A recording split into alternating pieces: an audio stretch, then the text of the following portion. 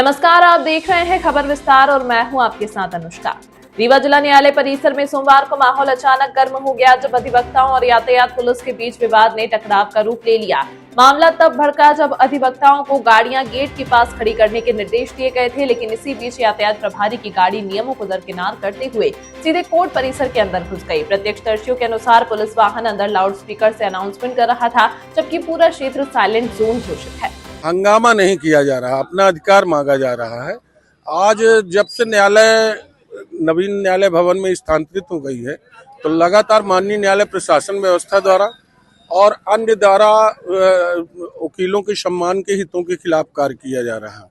आज तो हद हो गई कि यातायात पुलिस की एक गाड़ी आई, उसमें शायद डीएसपी महोदया बैठी थी या जो भी प्रशासनिक अधिकारी बैठे रहे हों, उन्होंने एक राजा और स्टेट के टाइम के जैसे मुनादी की कि यहाँ के अधिवक्ता सभी अपनी अपनी मोटरसाइकिल और वाहन अलग कर ले, नहीं तो चालान प्रस्तुत किया जाएगा। और लाउड स्पीकर का उपयोग किया गया। न्यायालय भवन में लाउड स्पीकर का उपयोग किसी भी व्यक्ति को मनाही है। उसके बाद भी प्रशासन द्वारा और ये प्रशासन को और न्यायालय प्रशासन को बताना पड़ेगा कि किसके आदेश से हुआ। और लगातार सम्मान के खिलाफ, अधिवक्ताओं के सम्मान के खिलाफ कार्रवाई हो रही है, तो हम लोग उसके विषय में हड़ताल में हैं। और हम लोगों की मांग है कि हम लोगों को बैठने की व्यवस्था हो, पेयजल की व्यवस्था हो, और जो आज यातायात प्रभारी द्वारा या डीएसपी द्वारा या जो भी हो, अगर उनके द्वारा ये गलत काम किया गया है और वकीलों के सम्मान के खिलाफ किया गया है, तो वो उनको निलंबित किया जाए। उसके पहले हम लोग धरना प्रदर्शन से नहीं हटेंगे और हम लोग चक्का जाम में हैं। और जो भी होगा, और मैं आपके इसके माध्यम से कह रहा हूं कि यहाँ पुलिस प्रशासन अगर मामले को निपटाती है और उनका निलंबन करती है तब तो ठीक है, शांतिपूर्वक हम लोग हैं। नहीं तो हम लोग भी प्रशासन के खिलाफ धरना प्रदर्शन अन्य उपयोग भी कर सकते हैं। और लगातार माननीय न्यायालय के प्रशासन व्यवस्था द्वारा हम लोगों को आज 3 महीने से हम लोगों, जबकि न्यायालय में हम लोगों को बराबर का अधिकार है, जज को भी हम लोग भी न्याय व्यवस्था में ध्यान देते हैं, अधिकार रखते हैं, हम लोग भी न्याय व्यवस्था में सहयोग करते हैं।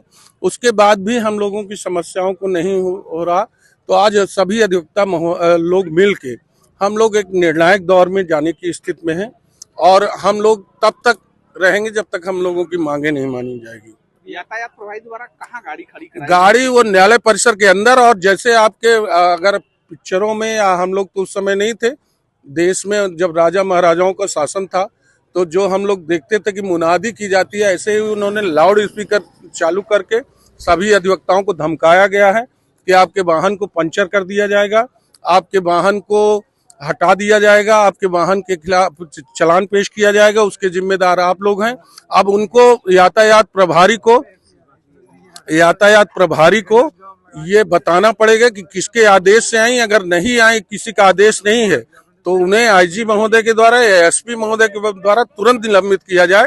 ये अधिवक्ताओं के सम्मान की बात है और सभी अधिवक्ता एक हैं और हम लोग निर्णायक लड़ाई लड़ने के लिए भी तैयार हैं। पुलिस के वरिष्ठ अधिकारियों से आप लोग की बात अभी नहीं बात हुई, नहीं आए हैं। और बिना पुलिस के वरिष्ठ अधिकारी और हमारे न्यायालय प्रशासन की व्यवस्था के अनुसार हम लोग जो भी मानेंगे, माननीय मुख्य न्यायाधीश महोदय के आदेश को ही मानेंगे, या उनके द्वारा आश्वासन का माना जाएगा, या वरिष्ठ पुलिस अधीक्षक, वरिष्ठ पुलिस अधिकारी आएंगे, उनकी बात मानी जाएगी। नहीं तब तक आंदोलन है और कोई भी व्यक्ति बाहर नहीं जा रहा। हम लोग जाम किए हैं, चूंकि न्यायालय परिसर में बिना अनुमति के, और लोग ये परिसर है, कोई लोग यातायात की जगह नहीं है।